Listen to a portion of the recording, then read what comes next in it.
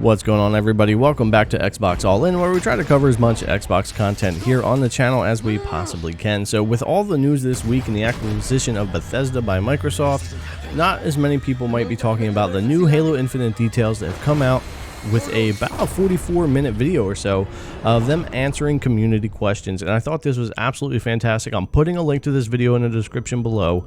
It's definitely worth going and taking a look at this.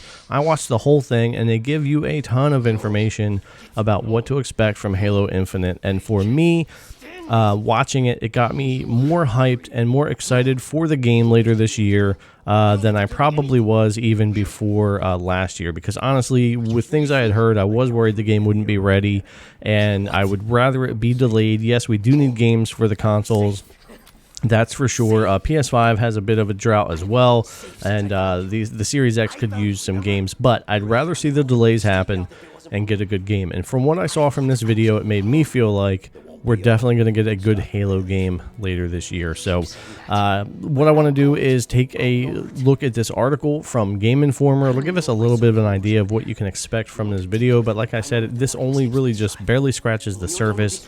I highly recommend, if you're a huge Halo fan like myself and you want to know more about what to expect from Halo Infinite, you go check out this video for Halo Infinite Zeta Halo.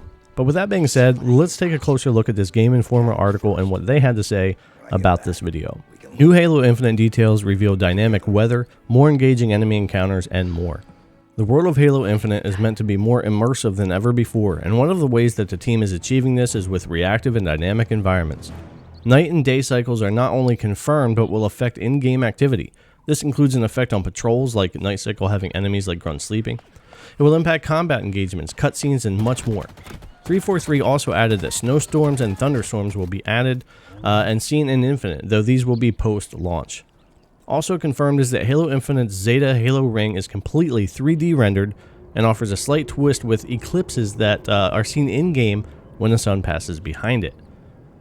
Now, they did mention in the video when watching this, those are very brief moments in the game, of course, because the Halo ring, in comparison to a planet or anything like that, is relatively thin and small.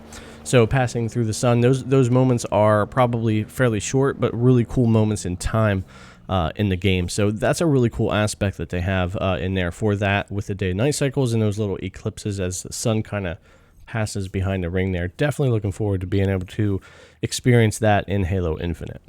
Among the questions asked were, what will stop players from grabbing a Banshee and going for an objective that's further into the story? Well, 343 added that the team actually encourages players to do just that. There's more freedom in Halo Infinite, and that means play how you want to play, even though there is a linear touch to the story. Some things confirmed not to be in Halo Infinite include no dual wielding, no playable elites, and no hostile wildlife. If you're like me and you love to explore, the video also goes into some of the different biomes players will trudge through, including the primary biome, which is the Pacific Northwest. From swamps to the Deadlands, the studio wanted to incorporate a more diverse world to experience with Halo Infinite. For Skyrim lovers, there are even tons of caves to go diving into.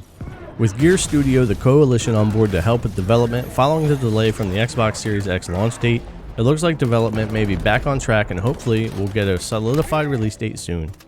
To learn even more, keep an eye on their Halo Waypoint post, and I'll put a link to that as well in the description. So their test Halo Waypoint post and their video links should be down there if you want to go check those out. But like I said, I definitely highly recommend, if you're a Halo fan, if you want to know more about Infinite, where it's headed, and what to expect, check out the Halo Infinite Zeta Halo video. This was really good, and I was really impressed at the amount of questions they took and the amount of detail that they tried to give in their answers. Of course, there's a lot they can't say yet or show us yet, but they really did a good job of trying to put as much information out there as possible. And as usual, Xbox 343 Studios, they are listening to the fans and what they have to say.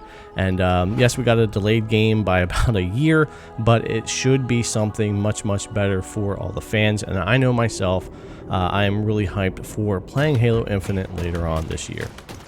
Alright guys, so that's going to wrap up the video. Again, I really appreciate you coming to watch. It means a lot. If you haven't already, give the channel a sub, thumbs up on this video, hit that notification bell, and leave me your comments down below letting me know what you think. Again, thanks a lot for coming to watch, and I'll see you guys in the next one.